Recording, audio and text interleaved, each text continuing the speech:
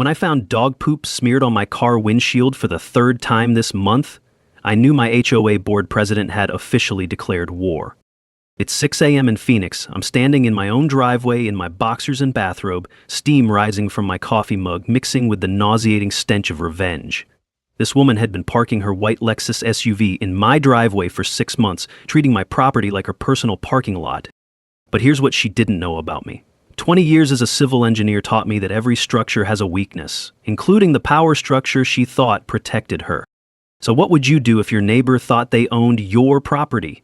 Would you call the police? The HOA? Or would you get creative?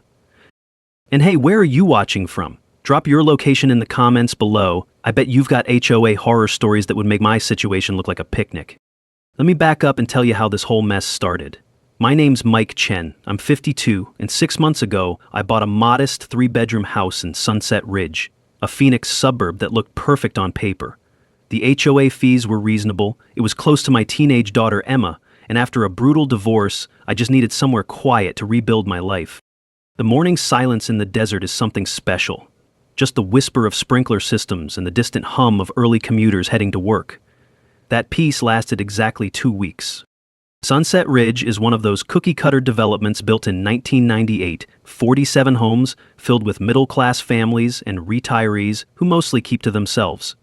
The HOA board president is Patricia Moorcock, everyone calls her Patty, a 58-year-old real estate agent who's been running the show for 8 years. She moved into the corner lot in 2003 and apparently decided that gave her some kind of royal status. Here's the thing about Patty's house. She's got a circular driveway that could park 6 cars easily, but for some reason, she kept parking her white Lexus RX 350 in my driveway. The first time it happened, I figured it was an honest mistake. I walked over and knocked on her door. She answered wearing a tennis outfit that probably cost more than my monthly groceries. "Oh, I was just dropping off documents to the Hendersons next door," she said with this fake smile. "You don't mind, do you? It's just for community business." I should have said something right then. Should have told her to move her car and never park there again. But I'm a civil engineer, not a confrontation guy. I believe in systems, procedures, being reasonable. So I just smiled back and said, "Sure, no problem." Biggest mistake of my life. What started as just this once became twice a week, then every other day, then daily. Her excuses evolved like some kind of disease. HOA business, emergency, just 5 minutes. Every morning I'd walk out to leave for work and there it was, that white Lexus blocking my garage like some kind of territorial marker. You know that sound gravel makes when you're forced to walk around an obstacle in your own driveway? That crunching under your feet when you're carrying groceries an extra 100 yards because someone else decided your property belongs to them? That sound became the soundtrack to my growing frustration. My personality is methodical, patient. I fixed problems by understanding systems and finding fair solutions. Patty, on the other hand, was entitled, manipulative, and had figured out how to use her authority to justify whatever she wanted to do. The contrast couldn't have been starker. My neighbor, Mrs. Rodriguez, a sweet 74-year-old who'd lived here since the development opened, would watch from her window with this sad expression. The young couple next door, the Hendersons, started giving me these sympathetic looks but never said anything. Everyone could see what was happening, but nobody wanted to cross the HOA president. Then, I started noticing the subtle comments. When Patty found out I was an engineer, she seemed genuinely surprised. "Oh, you're not in maintenance?" she asked, speaking slower and louder like I might not understand English. She'd make remarks about neighborhood character and certain types of residents that made my skin crawl. 3 weeks in, I was late to work for the 5th time because I couldn't get my car out of the garage. My teenage daughter Emma was embarrassed to have friends over because there was always this strange car in our driveway. The neighbors were watching this slow-motion violation of my property rights, and I felt powerless to stop it. But here's what Patty didn't understand about engineers. We're problem solvers. And every problem has a solution if you're willing to dig deep enough to find it. Week 3 brought the first official escalation. I came home from work to find a bright yellow HOA violation notice taped to my front door, the paper crackling in the desert wind as I unfolded it. Violation, unkempt yard appearance, holiday decorations out of season. The specific infractions? A small American flag in my garden labeled non-approved decoration and a garden hose visible from the street. Total potential fines? $450, 0 cents. I stood there staring at that notice, feeling my blood pressure spike. This was 3 days after Memorial Day, and she was calling my American flag an unauthorized decoration. So I did what any good engineer would do. I gathered data. I walked the entire neighborhood with my phone, photographing identical violations on other properties. Garden hoses coiled next to driveways, American flags in front yards, decorative garden stakes, potted plants on porches. The Hendersons had the exact same flag in their yard. Mrs. Rodriguez had 2 garden hoses visible from the street. When I knocked on Mrs. Rodriguez's door to ask about it, she invited me in for coffee and confirmed my suspicions. "Mija," she said, her weathered hands wrapped around a ceramic mug, "she only writes tickets for people she doesn't like." My research revealed a pattern that made my stomach turn. Every homeowner who'd been ticketed was either a minority, a recent divorce, or someone who'd had a conflict with Patty. The violations she cited on my property existed on at least 15 other houses in the neighborhood, but somehow only certain people got notices. Here's a knowledge nugget that saved my bacon. In Arizona, your driveway is private property, even if it connects to a public street, which means unauthorized parking constitutes trespassing. Armed with this information, I started my counterattack. I began photographing Patty's car every time she parked in my driveway, using a timestamp app that recorded the exact date, time, and GPS coordinates. I created a spreadsheet because engineers love spreadsheets, documenting each incident: arrival time, departure time, weather conditions, and duration. In just 1 week, I had 14 documented violations. When Patty noticed me taking photos, she stormed over and confronted me. "Are you threatening me?" she demanded, her voice shrill enough to make the neighbor's dog start barking. "I'm calling the police." I calmly explained that I was documenting trespassing on my private property. Her face went through this fascinating color transformation, from pink to red to purple. Her response was swift and petty.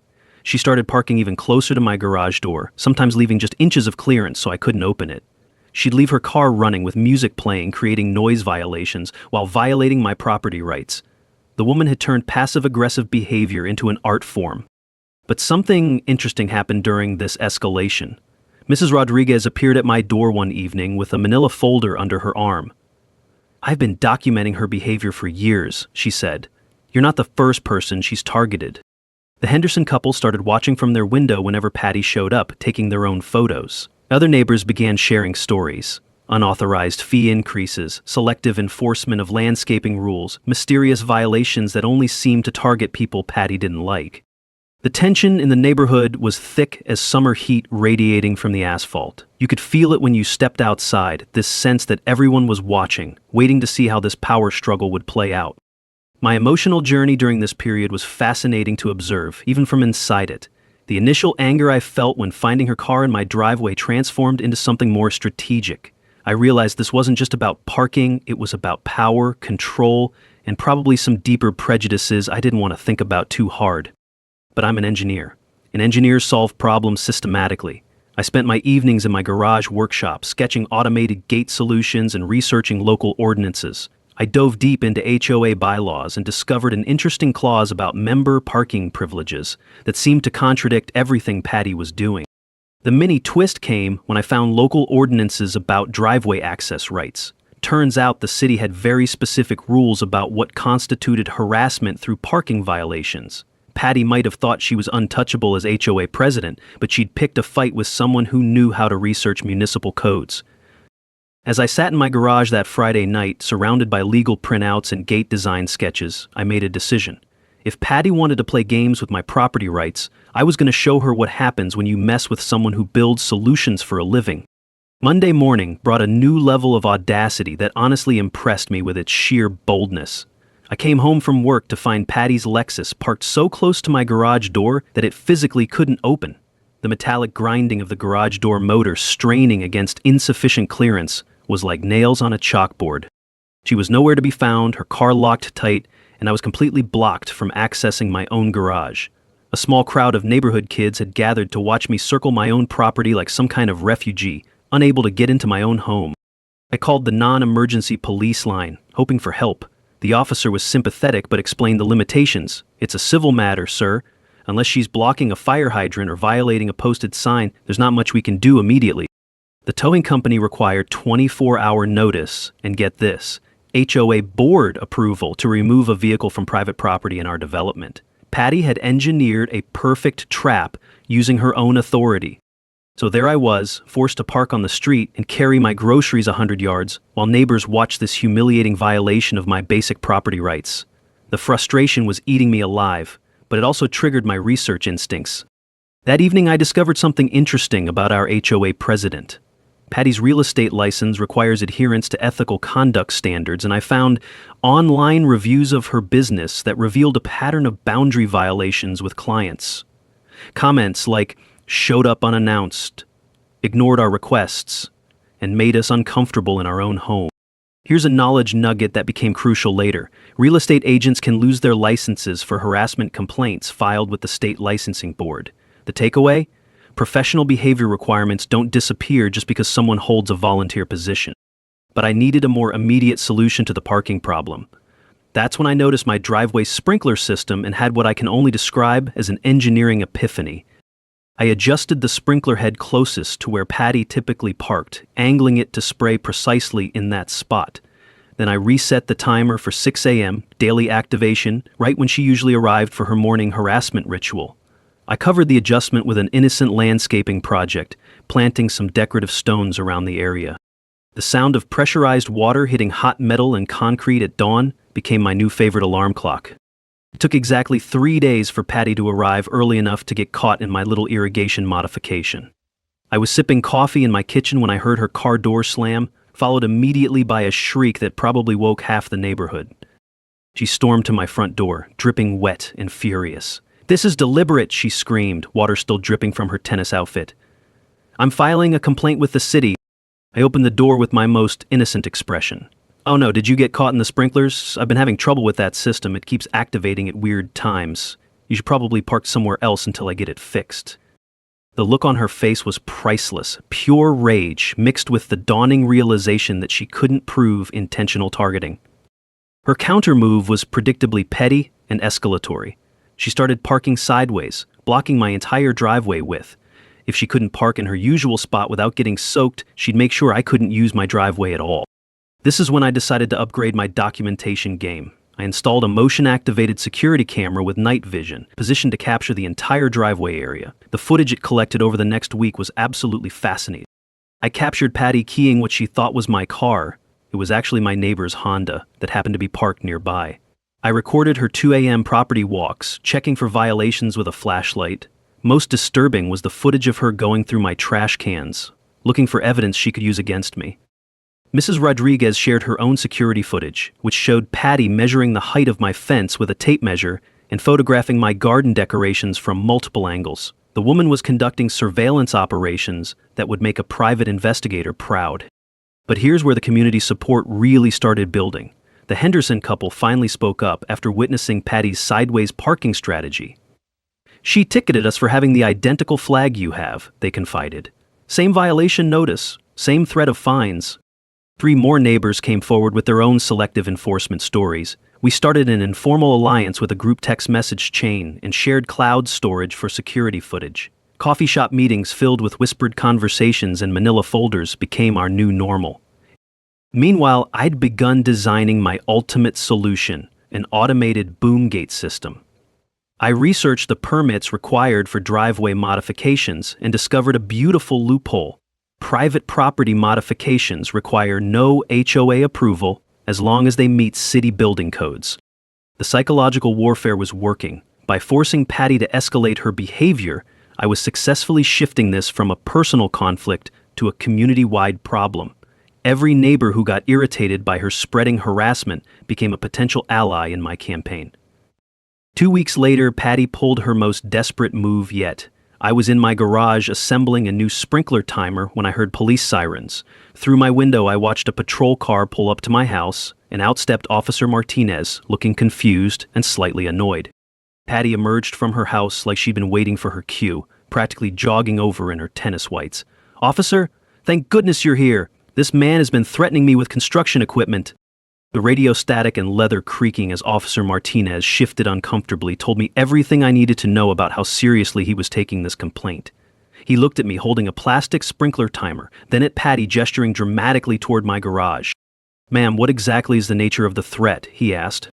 I calmly handed him my documentation folder, photos, timestamps, copies of relevant HOA bylaws, and printouts of Arizona trespassing laws. "Officer, I've been documenting systematic harassment and property violations for over a month.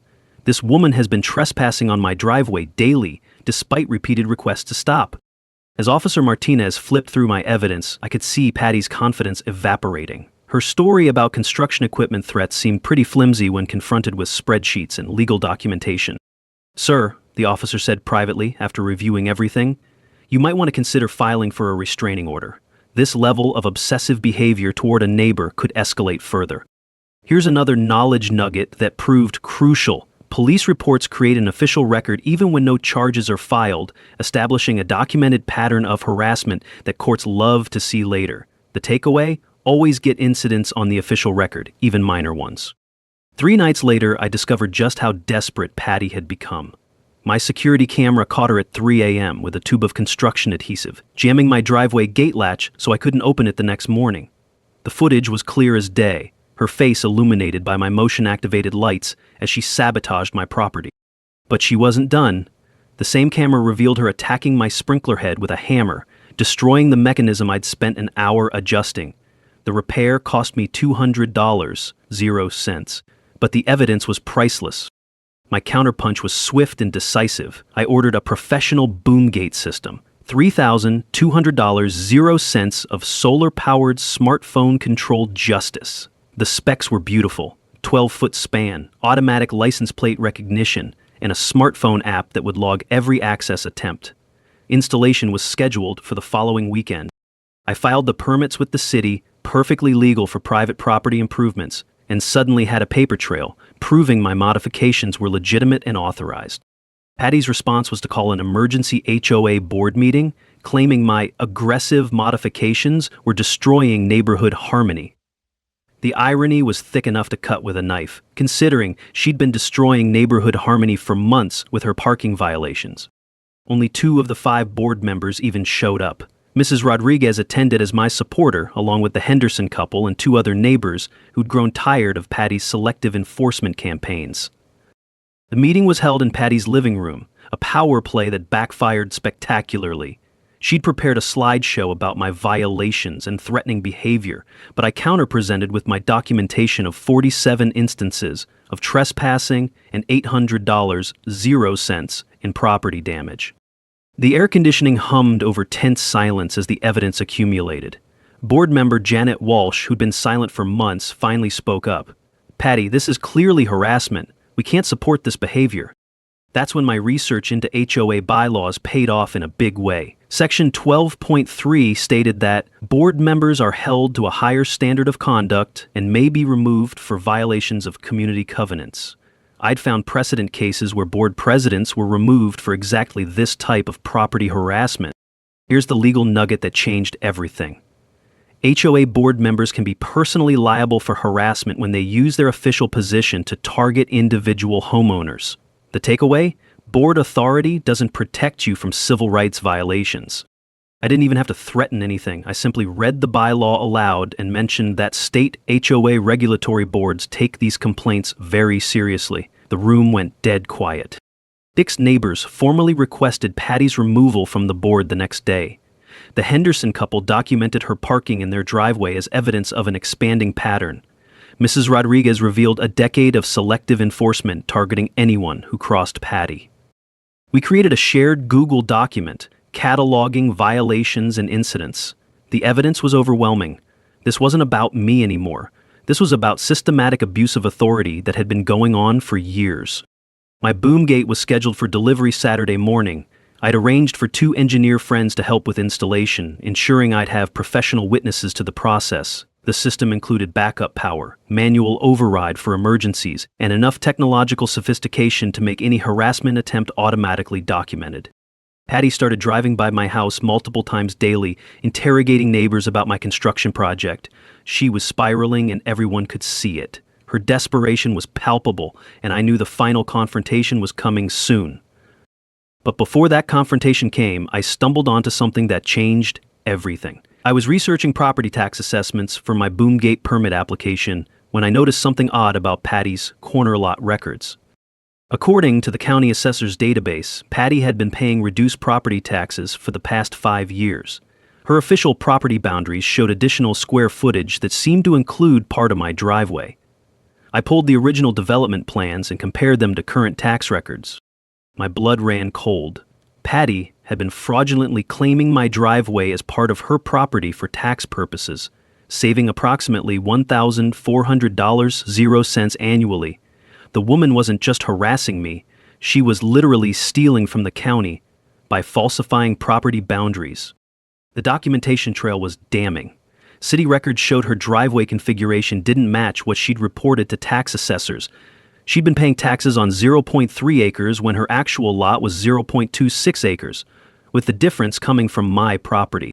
Mrs. Rodriguez's revelation was the final piece of the puzzle. When I showed her the tax records, she disappeared into her basement and returned with a 3-ring binder that looked like evidence from a criminal investigation. "I've been documenting her behavior for years, mija," she said, the musty smell of stored papers filling her kitchen. "She did this exact same thing to your predecessor." The binder contained photos, dates, witness statements, and property surveys spanning 5 years. The previous homeowner, a single mother named Jennifer, had experienced identical harassment before selling at a loss after 18 months of HOA persecution. But here's the kicker. Patty's real estate agency had represented the buyer when Jennifer sold. She'd been systematically harassing homeowners to force quick sales, then profiting from both sides of the transaction. I researched real estate records and found the pattern was undeniable. 5 families had moved out in the past 3 years after HOA conflicts with Patty. All were minorities, single parents, or recent divorces. 3 of those sales were handled by Patty's agency, generating approximately $180,000.00 in total commissions. The weight of those documentation folders in Mrs. Rodriguez's basement represented years of systematic abuse. This wasn't simple neighbor harassment. This was a coordinated scheme combining tax fraud, housing discrimination, and real estate manipulation. And here's the legal knowledge that made my head spin. Property tax fraud is a felony in most states, carrying potential fines of $50,000.00 plus penalties and interest. When combined with using HOA authority to discriminate and generate business, you're looking at Federal Fair Housing Act violations. The power dynamic had completely shifted. I was no longer a defensive victim responding to petty harassment. I was sitting on evidence of multiple felonies and civil rights violations that could destroy Patty's real estate career and potentially land her in prison. Her aggressive tactics suddenly made perfect sense. She wasn't just protecting her convenience or asserting dominance. She was protecting a lucrative criminal enterprise that depended on maintaining fear and control over targeted homeowners. The community support now included families with legal standing for discrimination claims. Mrs. Rodriguez had been documenting not just Patty's behavior, but also the demographic patterns of her targets. The evidence suggested coordinated harassment designed to force out specific types of residents. My engineering background was perfect for analyzing and presenting this systematic behavior. I could create timelines, cross-section data, and document patterns that would be impossible for Patty to explain away as coincidence. But the most shocking revelation was the scope of the tax fraud. Patty had been claiming portions of 3 different neighbors' properties, not just mine. The total fraudulent square footage was nearly 1,200 square feet of property she didn't own but had been paying reduced taxes on for years. As I sat in my garage that evening, surrounded by evidence of systematic fraud and discrimination, I realized this case was bigger than my driveway. This was about protecting an entire community from a predator who'd been using her authority to steal, discriminate, and profit from other people's misery. The Boomgate installation was no longer just about stopping parking violations. It was about documenting evidence for what would become the most comprehensive HOA abuse case our county had ever seen. My garage transformed overnight from a workshop into something that looked like a FBI investigation headquarters. I mounted a wall-sized timeline showing incidents, property records, and HOA meeting minutes. Mrs. Rodriguez became my primary intelligence source, while the Henderson couple provided technical support and crucial witness testimony. The legal strategy took shape when I contacted Maria Santos, a civil rights attorney who specialized in housing discrimination. After reviewing my evidence folders, she leaned back in her chair and whistled softly. "Mike, this is a textbook Fair Housing Act violation with bonus tax fraud. I haven't seen a case this clear-cut in 15 years. We developed a three-pronged approach: criminal complaint to the county prosecutor, federal civil rights lawsuit, and professional misconduct complaint to the state real estate licensing board. Here's the knowledge nugget that made my day. Fair housing violations carry automatic attorney fees for victims, meaning Patty would pay my legal costs even if we settled. The Boomgate system arrived Tuesday morning in a crate that looked like it could contain missile parts. Commercial-grade equipment designed for parking garages, complete with vehicle detection sensors and smartphone integration. My two engineer colleagues, Dave and Rick, volunteered to help with installation, partly because they wanted to see justice served, but mostly because they were fascinated by the technical specs. Community coalition building accelerated as 7 neighbors signed formal complaints against Patty. Mrs. Rodriguez organized coffee meetings that were really strategy sessions, with shared manila folders and whispered conversations. The scope of harassment was staggering. It extended far beyond parking violations to include noise complaints for children playing, architectural violations for holiday decorations, and landscaping restrictions that seemed designed to bankrupt homeowners. I created a digital database, cross-referencing photos, videos, timestamps, and witness statements with property records and HOA meeting minutes. The financial analysis revealed Patty's tax fraud totaled over $7,000, 0 cents in unpaid taxes, while real estate transaction analysis showed $180,000, 0 cents in commissions from forced sales of targeted families. Our surveillance network was impressive enough to make the NSA jealous. Coordinated security camera coverage from multiple neighbors fed into shared cloud storage, while our group text message chain provided real-time incident reporting. My phone buzzed constantly with new evidence, constant documentation of a harassment campaign that had been flying under the radar for years. The professional complaint preparation was particularly satisfying. Real estate license boards take ethics violations seriously, and I had evidence of discrimination, harassment, fraud, and using professional position for personal gain. The timeline demonstrated a clear pattern of violating every ethical standard in the real estate profession. The media strategy was crucial. I identified a consumer protection reporter at Channel 12 who'd covered HOA abuse stories before. The evidence package I prepared was compelling enough for investigative journalism. But I wanted to let Patty's actions speak for themselves, rather than appearing vindictive. Installation day logistics required military precision. Saturday morning installation was scheduled, with permits displayed prominently for legal compliance. Neighbors were invited to observe as community witnesses, and I planned to video document the entire process for evidence purposes. I practiced calm responses to expected confrontation scenarios with Dave and Rick. Role-playing helped me focus on facts, documentation, and legal compliance rather than getting drawn into emotional arguments. My goal was maintaining the high ground regardless of how Patty reacted. The technical specifications were beautiful in their simplicity. The Boomgate spanned 12 feet with a 6-second raise/lower cycle, powered by solar panels with battery backup. Smartphone app control included access logging, and pressure sensors prevented vehicle damage during operation. Contingency planning covered every scenario I could imagine. Police contact information was programmed into my phone, my attorney was on standby for emergency consultation, and I had arranged alternative parking for Emma's weekend visits. Documentation plans were ready for any sabotage attempts. The final preparation involved reviewing all evidence one more time, confirming legal compliance of every planned action, and coordinating with neighbors for installation day support. The garage air was thick with anticipation, and machine oil, the smell of justice being carefully engineered. But the most important preparation was psychological. I'd spent months being reactive, responding to Patty's harassment with increasingly sophisticated defenses. Now, I was taking the offensive, implementing a solution that would permanently solve the parking problem while gathering evidence for the larger legal case. The Boomgate represented more than just access control. It was a symbol of property rights, engineering ingenuity, and refusal to be bullied by petty authority. Every neighbor who'd been harassed, every family who'd been forced to move, every homeowner who'd been targeted for selective enforcement was counting on this moment. Saturday morning couldn't come fast enough. The weight of community expectations mixed with my own desire for justice created an atmosphere of barely contained excitement. Mrs. Rodriguez had promised to bring homemade cookies for the installation crew. The Henderson couple was planning to document everything on video. Even my daughter Emma was excited to see her dad finally fighting back against the woman who'd made our lives miserable for months. "Dad," she'd said, "you're going to show that lady what happens when you mess with an engineer." Indeed I was. Friday night before installation, my security cameras caught something that made my blood boil. At 2:47 a.m. there was Patty creeping across my driveway with bolt cutters, attempting to damage the boom gate components I'd stored under a tarp.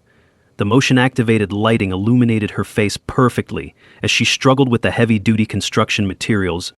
She failed, of course. I'd secured everything with hardened steel cables, but fled when Mrs. Rodriguez's ancient chihuahua started barking loud enough to wake the dead. The footage was crystal clear evidence of attempted sabotage and destruction of property. Saturday morning brought installation day drama that exceeded even my expectations. At 8 a.m. sharp, Dave and Rick arrived with their tools to find Patty's Lexus blocking my driveway access. She emerged from her house like she'd been waiting for her cue, wearing what looked like her most authoritative outfit.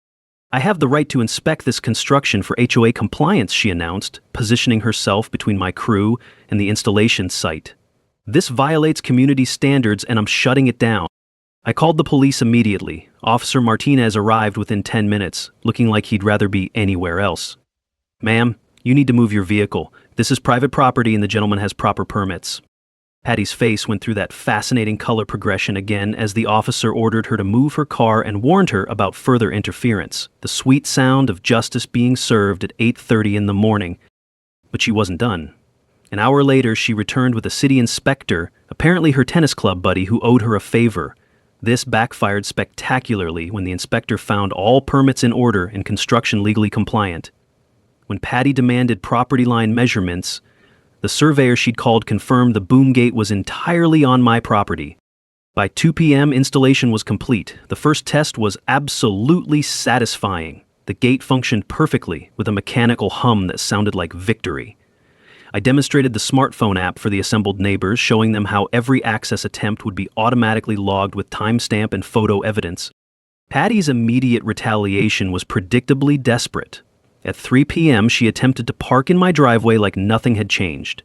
The boom gate's vehicle sensors triggered automatic closure, preventing access while her car sat there like a confused metal beast.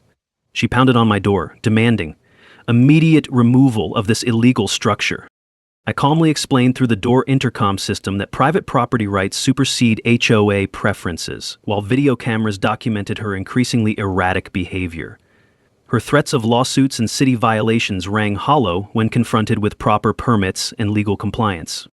The escalation of her desperation was fascinating to watch. She called city compliance, fire department, and planning commission, claiming the gate created public safety hazards.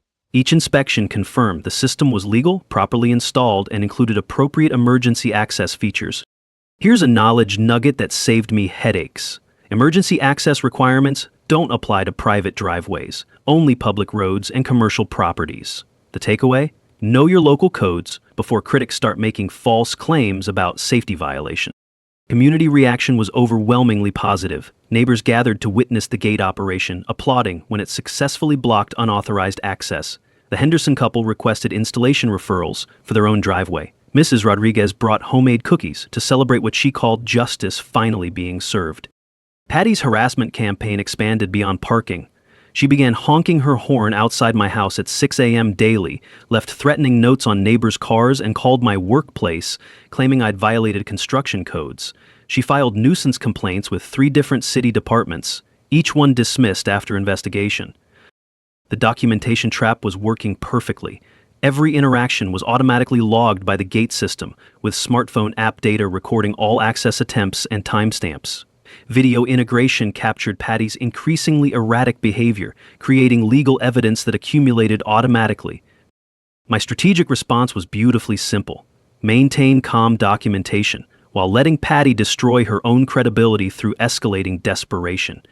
I shared evidence with my attorney for the harassment case and coordinated with neighbors to document her expanding pattern of retaliation. The breaking point setup was obvious to everyone watching. Patty's behavior became increasingly public and erratic as neighbors began avoiding her and refusing to support her complaints. HOA board members started distancing themselves from her actions, realizing the liability implications of supporting systematic harassment. For one glorious week, the Boomgate operated flawlessly with zero unauthorized parking incidents. My stress levels dropped dramatically, Emma could visit without parking drama, and I could access my own garage without obstacle courses. The technical success was matched by psychological victory. Patty's power and control had been completely neutralized by superior engineering. But I knew this was just the calm before the storm. Desperate people do desperate things, and Patty was about to prove just how far she'd go to maintain her reign of neighborhood terror. The final confrontation was building like a summer thunderstorm in the desert. You could feel the electricity in the air, waiting for lightning to strike.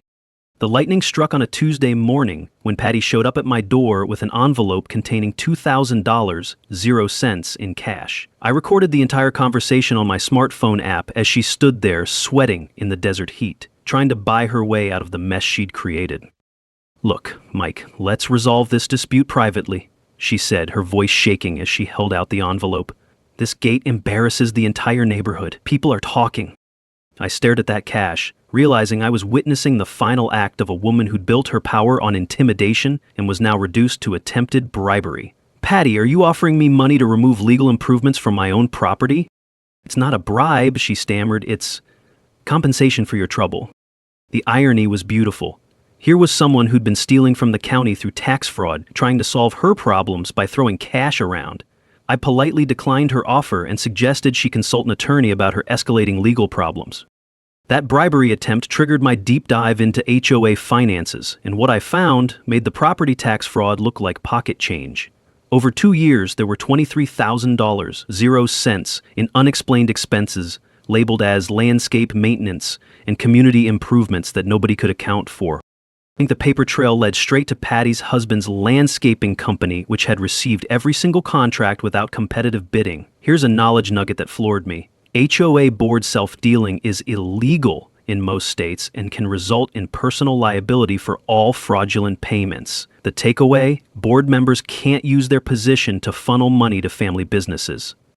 Patty's response to my rejection was a full-scale smear campaign that would have impressed a political operative. She created fake social media accounts to attack my character, posting misleading photos of my property with inflammatory captions like "neighborhood eyesore" and "dangerous modifications." The rumors she spread were vicious and personal. Lies about my divorce, my finances, even my relationship with my daughter. She contacted my engineering firm with false claims about unprofessional conduct and workplace violations. But I'd learned to trace digital footprints, and my counterintelligence investigation revealed the fake accounts originated from devices registered to Patty's home network. My attorney confirmed that cyber-stalking and defamation claims were viable, adding yet another layer to our growing legal case. Her desperation reached new heights when she attempted to rally the city council against what she called the dangerous precedent of allowing boom gates in residential areas. She claimed my installation would destroy neighborhood character, and organized a petition with what turned out to be forged signatures. The city council meeting was a disaster for Patty. Council members had already reviewed my permits, inspected the installation, and found everything legally compliant. Her petition fell apart when handwriting analysis revealed multiple signatures in identical penmanship. That's when things got physical. Thursday evening, I was working in my garage when I heard my security system alarm. Through the camera feed, I watched Patty approach my boom gate with a baseball bat, screaming threats about personally removing this eyesore. The neighbors called the police as she stood there in full view of multiple cameras, threatening to destroy my property with a weapon. The metallic click of handcuffs 20 minutes later was the sweetest sound I'd heard in months. The arrest report detailed Patty's escalating harassment pattern, and I finally got the restraining order I should have filed weeks earlier. The HOA board called an emergency meeting to discuss her immediate removal, realizing the liability nightmare of keeping an arrested board president. Local news picked up the story. HOA president arrested for harassment. Channel 12's consumer protection reporter interviewed me and several neighbors, framing it as homeowner fights back against HOA abuse.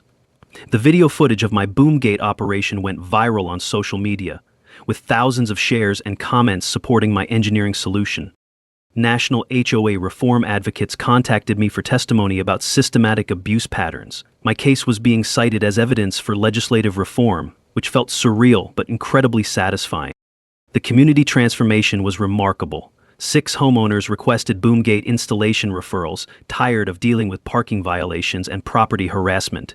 We formed a neighborhood watch program focused on monitoring HOA compliance and preventing future abuse. Property values actually increased due to reduced harassment concerns and improved community governance. The petition to permanently remove Patty from the board gained signatures from 34 of 47 households. Financial reckoning came when we hired a forensic accountant to review all HOA finances. The additional fraud discoveries were staggering. Phantom maintenance expenses, inflated vendor payments, and mysterious emergency repairs that never happened. Total fraud was estimated at over $35,000, 0 cents across 3 years. Legal momentum was building like an avalanche. Civil rights lawsuit filed with extensive evidence, real estate license board scheduling disciplinary hearings, criminal charges pending for fraud and harassment. My attorney was confident of significant monetary damages and professional consequences. But the real victory was technical vindication. My Boomgate operated perfectly through all the drama, with 0 mechanical failures despite attempted sabotage. The smartphone app provided crucial evidence for legal proceedings, and the engineering solution proved both practical and evidentiary success. Patty's complete isolation was almost sad to watch. Her husband filed for divorce, citing legal exposure. Real estate clients canceled contracts due to negative publicity, and even her tennis club quietly terminated her membership. The stage was set for our final public confrontation. The Phoenix Community Center had never seen anything like it. Over 200 residents packed the main hall for what was supposed to be a routine town hall meeting about HOA governance concerns. Local TV news cameras positioned themselves for full coverage, while city council members and HOA regulatory officials sat at the front table looking like they'd rather be anywhere else. The air conditioning struggled against the crowd heat and nervous energy that filled the room like electricity before a thunderstorm. You could smell the tension mixed with coffee and the faint desert dust that somehow gets into every Phoenix building. Patty arrived with a new attorney despite the restraining order requiring her to maintain distance from me. She looked haggard, her usual tennis outfit replaced by a conservative suit that couldn't hide the desperation in her eyes. Her attempt to present herself as the victim of a malicious neighbor fell flat when she faced a room full of people she'd harassed over the years. "Ladies and gentlemen," she began, her voice shaking, "we're here because one resident has decided that community standards don't apply to him. This Boomgate violates everything our neighborhood represents." The hostile murmur from the crowd told me everything I needed to know about how this was going to go. When my turn came, I approached the podium with my laptop and a folder thick enough to choke a horse. My presentation was calm, methodical, and devastating. The digital slideshow included photos, videos, financial documents, and a timeline that painted a picture of systematic harassment spanning years. "Here's what really happened," I said, clicking to the first slide showing Patty's car in my driveway. "Patricia Moorcock has been trespassing on my property 127 times over 6 months. She's committed tax fraud by claiming my driveway as part of her property, and she's used her HOA position to discriminate against families she wanted to force out of the neighborhood." The evidence avalanche was beautiful to watch. Property tax fraud documentation presented to city officials, real estate license violations detailed with specific examples, Fair Housing Act violations explained with legal precedents. When I got to the financial fraud, $35,000, 0 cents in missing HOA funds. The room erupted in angry murmurs. Mrs. Rodriguez took the microphone next, presenting her 3-year documentation of harassment with the dignity of someone who'd been waiting decades for justice. "This woman has terrorized our neighborhood long enough," she said, her voice carrying the weight of years of systematic abuse. The Henderson couple described intimidation and selective enforcement. 5 other families detailed systematic discrimination that forced them to consider moving. The pattern of abuse spanning a decade became undeniable as each story built on the last. That's when Channel 12's consumer protection reporter stepped forward with the question that broke everything open. "Ms. Moorcock, how do you respond to allegations that you've been filing false property tax claims and using your HOA position to generate real estate commissions?" Patty's response was spectacular in its complete meltdown. She stood up, pointed at the camera, and screamed, "This is harassment. "You people are destroying an innocent woman." Then she stormed toward the exit, shoving the camera operator hard enough to send him stumbling.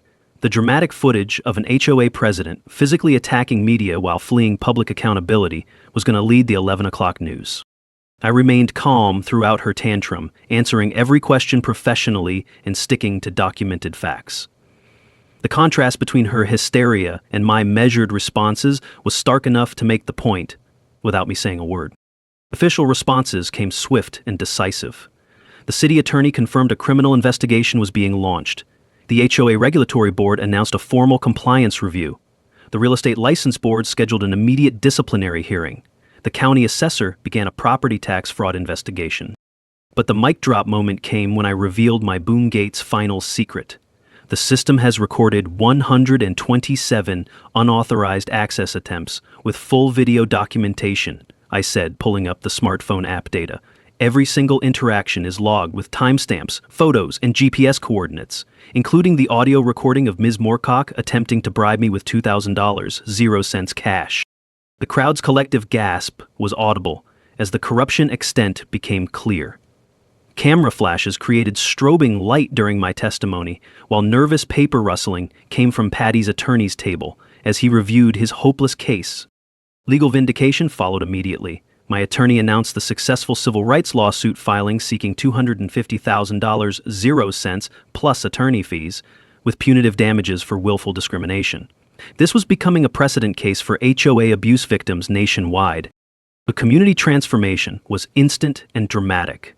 The HOA board unanimously voted to implement transparency rules, financial oversight committees, and anti-discrimination policies with real enforcement mechanisms. By acclamation, not even a formal vote, they elected me to the board.